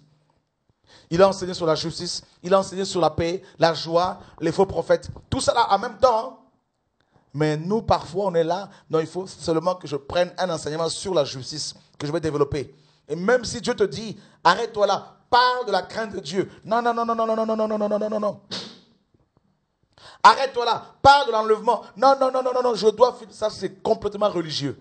Vous voyez, frère, la doctrine de Jésus, quand il a fini, il descend de la montagne. Et ça, c'est magnifique. Vous voyez? Il descend de la montagne. Et là, il va être, un lépreux va lui demander de l'aide et il va le purifier, le guérir, le soigner. Frère, non, que Dieu soit béni pour son œuvre. Yeshua est vraiment le docteur des docteurs. Frère, il sait comment enseigner les gens. Voyez, la différence entre les docteurs hommes et Jésus, c'est quoi? Les hommes qui enseignent, ils vont simplement vous apporter l'enseignement comme ça, mais très souvent, il n'y a pas la vie derrière. Ils vous inculquent, ils vous transmettent la connaissance, une connaissance intellectuelle, dépourvue de la vie. Elle va plus vous gonfler comme un levain plutôt qu'autre chose. Plus vous gonfler que vous apporter la vie, la sanctification, l'humilité, la crainte de Dieu. Mais la différence entre Yeshua et ces hommes, c'est quoi? C'est que Yeshua, quand il nous enseigne, non seulement qu'il nous donne la connaissance des Écritures, mais au-delà de cette connaissance, il nous communique la vie. D'accord? La vie, par l'expérience. Il nous fait passer, il nous soumet à différents types d'épreuves dans le seul but de nous façonner, de nous former. Et il nous forme dès le sein de nos parents, de nos mères. C'est là que Yeshua, le docteur, commence par nous enseigner. Ne croyez pas que Yeshua nous enseigne dès la conversion. il nous enseigne dès la conception. David l'a dit, hein, depuis le sein de ma mère. Il a dit à Jérémie, je t'ai établi, je t'ai mis à part dès le sein de ta mère. Et à la naissance, bien qu'étant païen, dès la naissance, Yeshua commence à prendre soin de nous. Et toutes les circonstances, les situations par lesquelles nous passons, étant païens, Dieu nous façonne, mais nous ne nous rendons pas forcément compte. Il nous forme, bien sûr. Il nous prépare à l'appel. Il nous prépare pour l'appel. Il nous éduque. Il nous taille. Il nous émonde. Il nous façonne. Il nous corrige. Il nous reprend. Et c'est comme ça qu'il nous enseigne. Rappelez-vous bien qu'il est le Dieu des circonstances. Il est le maître des temps et des circonstances. Alléluia. L'enseignement de Jésus. Allons voir un passage là. On va lire l'histoire de quelqu'un qui avait reçu l'enseignement de Gamaliel. Et ensuite, il avait reçu l'enseignement de Paul, de Christ, pardon. Et il a su faire la différence. Hein. Galates chapitre 1.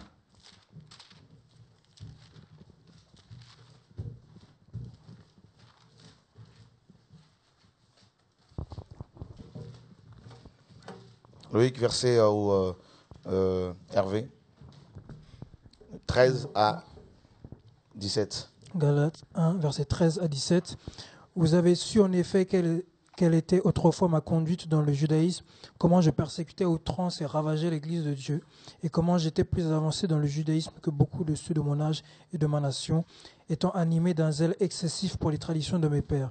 Mais lorsqu'il plut à celui qui m'avait mis à part dès le sein de ma mère et qui m'a appelé par sa grâce de révéler en moi son Fils, afin que je l'annonçasse parmi les païens, aussitôt je ne consultais ni la chair ni le sang.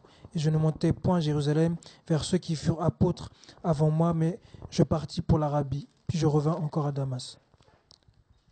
Ok. Nous sommes dans Acte 26.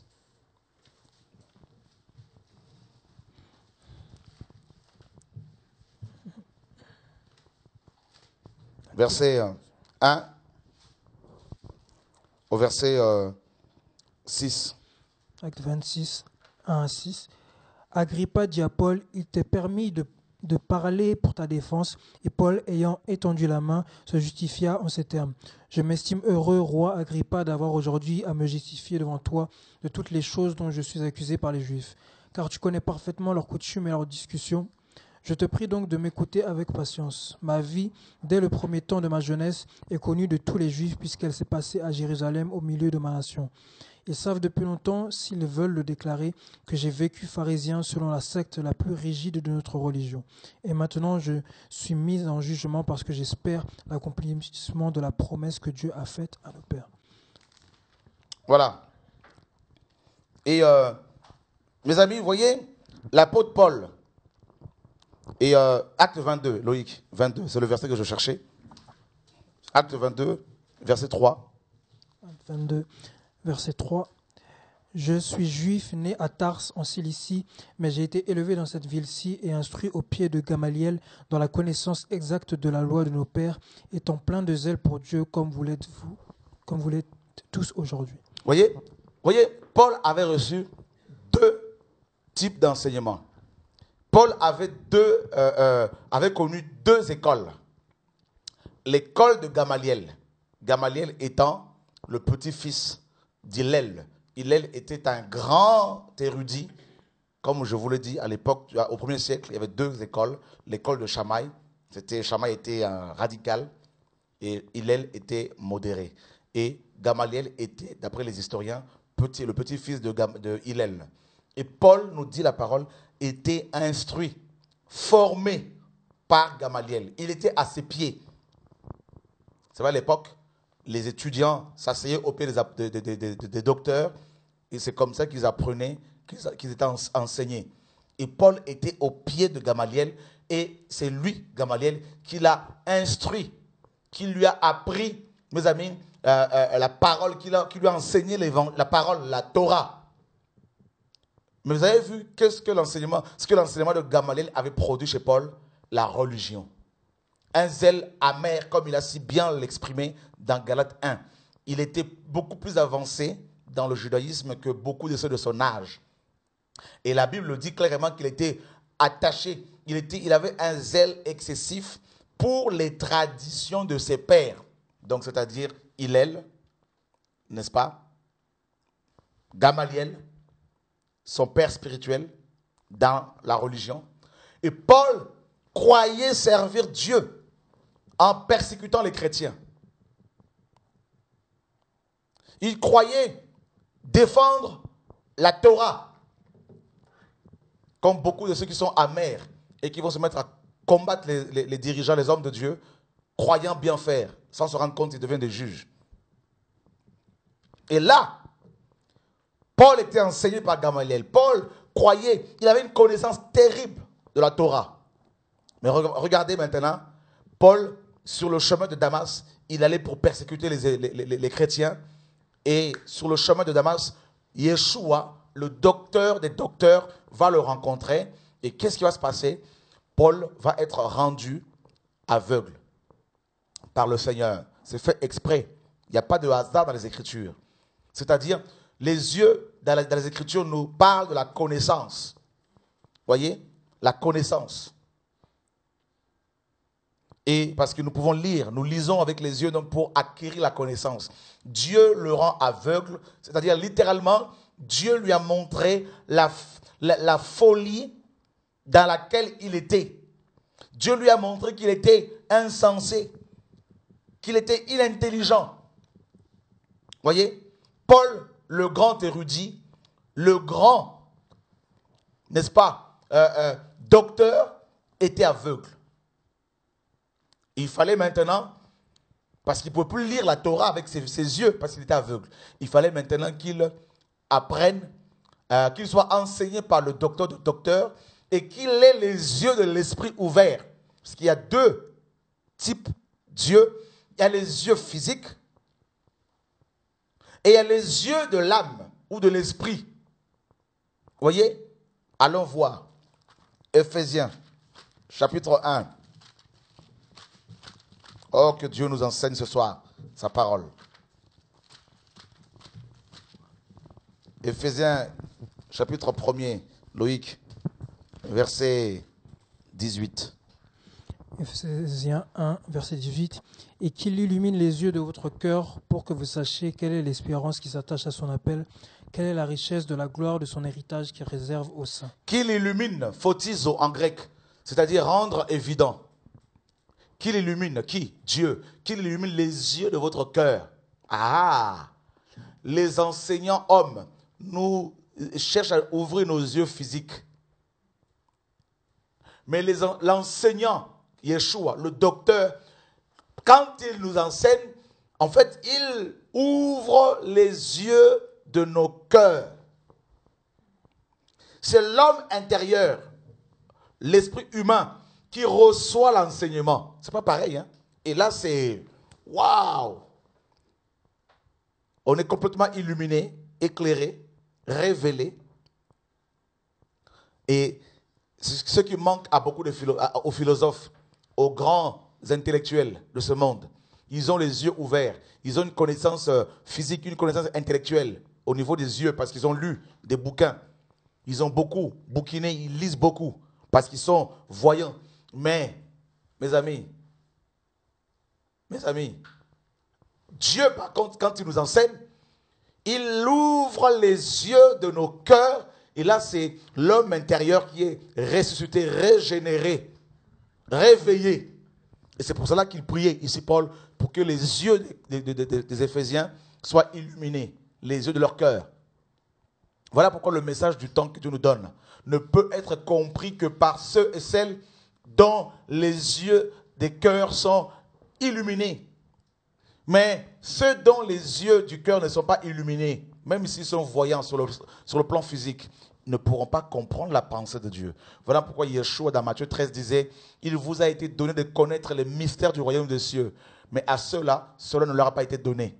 Ils voient, mais ils ne comprennent pas. Ils ont des yeux mais ils ne voient pas. Ils ont des oreilles mais n'entendent pas. Voilà pourquoi à cette reprise dans Apocalypse 1, 2 et 3, 2 et 3, à cette reprise, l'Esprit dit aux sept églises que celui qui a des oreilles pour entendre, entende ce que l'Esprit dit aux églises. Ce ne sont pas les oreilles physiques, c'est l'oreille spirituelle. Car dans Ésaïe 50, la Bible dit, l'Éternel m'a ouvert les yeux. Il m'a ouvert les yeux. Il m'a donné une langue exercée. Il m'a ouvert l'oreille pour que j'écoute, comme écoutent les disciples. Ah oui, frère.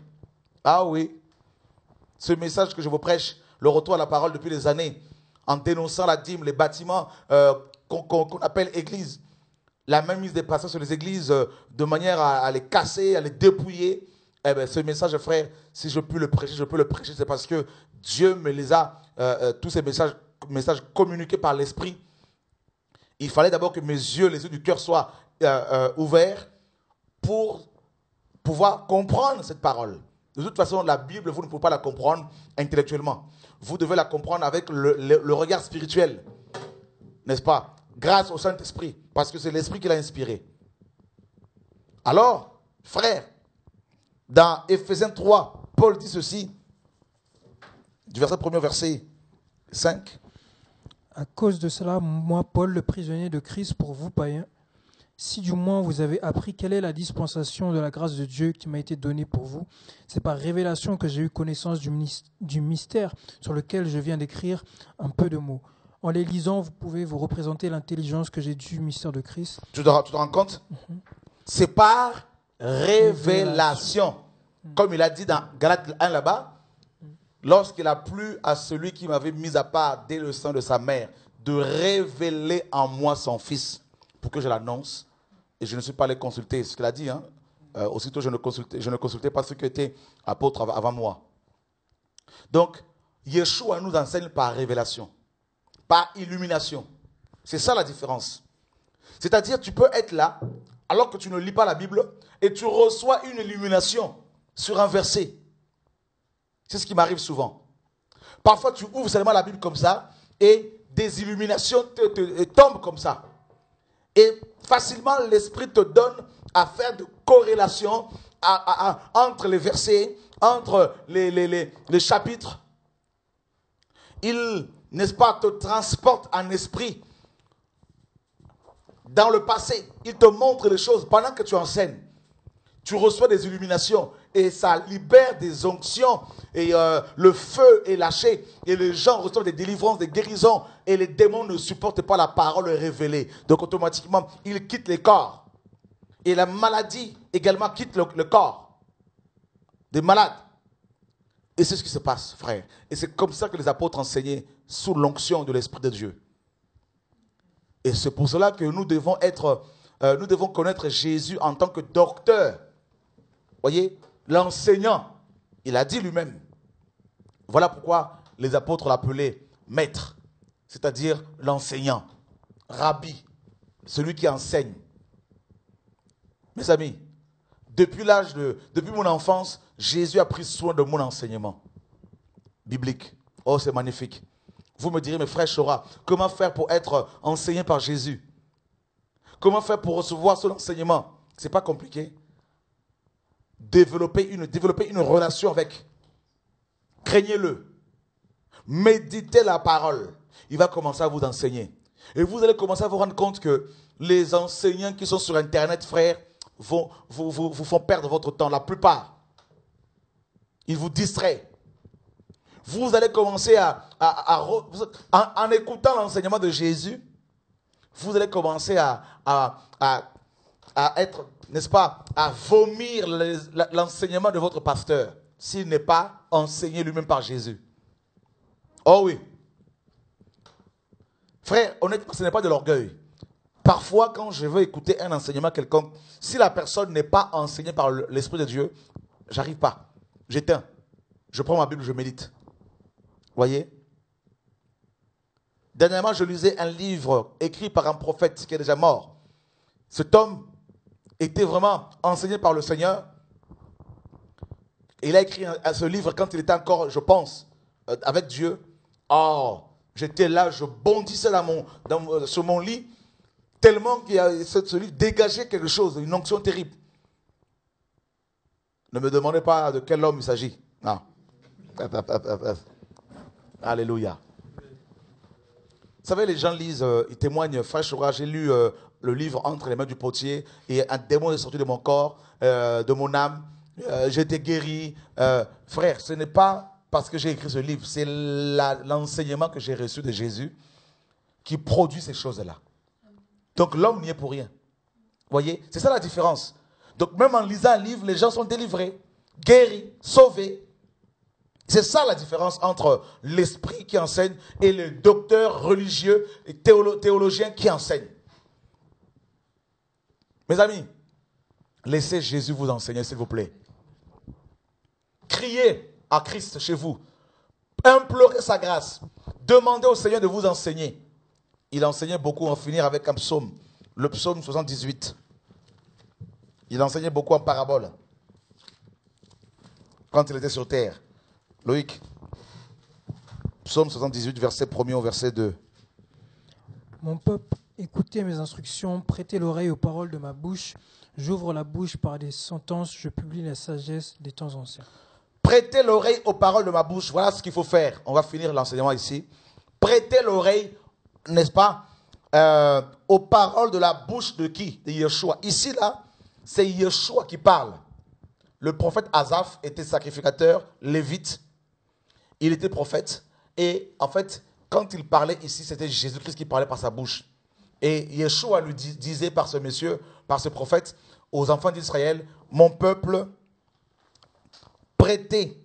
Donc mon peuple prête l'oreille à mes paroles, aux paroles de ma bouche, pas aux paroles de la bouche des hommes.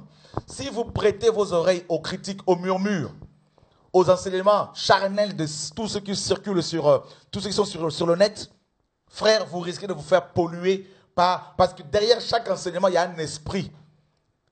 Si celui qui enseigne est cupide, vous recevez la cupidité. Si celui qui enseigne est un adultère, vous recevez l'adultère. Vous devez le savoir. Parce que derrière chaque parole, il y a la puissance. Il y a une puissance. Dieu a créé le monde par sa parole. Donc la parole, toute parole est accompagnée d'une puissance, d'une onction. Voilà pourquoi ne tendez pas vos oreilles à tout enseignement. Vérifiez vraiment dans la prière que la personne qui enseigne est de Dieu. Priez Dieu, il vous montrera son état d'âme. Enfants de Dieu, écoutez bien s'il vous plaît. Nous voulons vous positionner Christ dans vos cœurs. Et Yeshua dit ici, j'ouvre la bouche par des sentences, littéralement par des proverbes. D'accord? Je publie la sagesse des temps anciens. Donc quand Yeshua enseigne, c'est la sagesse des temps anciens. C'est ça la différence. Or, la crainte de Dieu est le commencement de la sagesse. Donc l'enseignement de Jésus nous amène à la crainte, nous amène à l'amour, nous amène à l'humilité, nous amène à bénir nos ennemis, à prier pour ceux qui nous persécutent. L'enseignement de Jésus nous amène, frère, à fermer les oreilles aux critiques, aux dires des hommes, parce qu'ils vont parler. C'est normal qu'ils parlent. C'est normal qu'ils débutent des choses. Ils vont dire, vous avez 10 000 villas, alors qu'ils n'ont jamais vu ces villas-là. Parce que c'est la jalousie qui anime les cœurs. Mais ne vous arrêtez pas là-dessus. Ils vont vous traiter de tout le nom, sorcier, magicien, voleur, gourou. C'est normal. Beaucoup même vont vous quitter, vous abandonner. C'est écrit. Jésus a été abandonné par plusieurs de ses disciples. La Bible dit dans Jean 6, plusieurs de ses disciples n'allèrent plus avec lui. Si lui qui est Dieu a été quitté de ses disciples et nous autres frères, mais c'est biblique. C'est biblique. Paul dit, tous ceux qui sont en Asie m'ont abandonné. C'est biblique. Donc ne soyez pas choqués si cela vous arrive. C'est écrit. Vous voulez que Dieu guérisse, vous voulez que Dieu vous bénisse, mais vous ne voulez pas vivre la parole. Le retour à la parole, c'est le retour à tout ce qui est écrit. Pas seulement au miracle, à la gloire, mais également au rejet, également à l'outrage, également à la persécution, aux afflictions. Donc il faut accepter l'évangile, le plein évangile. Pas seulement prendre les choses qui nous arrangent. Dieu est grand. Alléluia. Voilà mes amis, l'enseignement, Yeshua le docteur.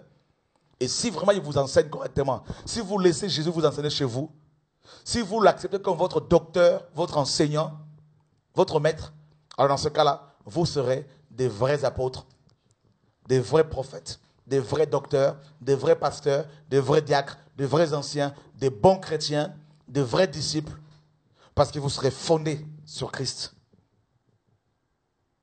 Beaucoup de gens ont voulu m'imposer leur vision, m'imposer leur doctrine. Je leur ai dit, ça ne m'intéresse pas. Il y en a qui ont dit non, il est orgueilleux. Il croit qu'il a tout compris. Non, non, frère, je n'ai pas dit ça. Même un petit enfant peut m'enseigner. Mais si cet enfant n'est pas inspiré de Dieu, je ne veux pas l'écouter. Je veux écouter ceux et celles qui ont pour enseignant, qui ont Christ pour enseignant. Mais sinon, ceux qui n'ont pas Yeshua comme leur enseignant, leur enseignement ne m'intéresse pas. Parce qu'il est question de la vie éternelle. Voyez? Il ne faudrait pas qu'on vous fonde, qu'on vous positionne sur des choses qui vont vous amener de l'autre côté. Il faut être correct avec le Seigneur. Vous devez le craindre, nous devons le craindre. Frère, que Dieu nous garde, que Dieu nous bénisse. Yeshua est le véritable docteur des docteurs. Nicodème l'a reconnu. Soyez fortifiés, bénis, fortifiés, encouragés. Nous vous donnons rendez-vous ce week-end à partir de 16h30 à Évry, bras de fer, pour la journée de réveil, n'est-ce pas, à partir de 16h30. Et puis n'oubliez pas, le 21 décembre, nous avons cette nuit, n'est-ce pas, d'action de grâce. À partir de 14h, on sera déjà là-bas pour préparer la salle. Et il y a près de 2000 places assises. Et on pourra être à peu près dans les 2500 personnes. Il y a déjà des gens qui viennent de Madagascar, du monde entier, comme vous le savez. Et merci pour ceux qui prient pour cette journée, cette soirée, cette nuit de prière. Et également pour ceux et celles qui nous soutiennent financièrement et matériellement. Nous avons quand même pas mal de personnes qui ont soutenu, qui continuent à le faire. Merci pour vos prières. Que Dieu vous garde, que Dieu vous bénisse. Au nom de Yeshua. À demain, 20h30, heure de Paris. Au revoir. Tout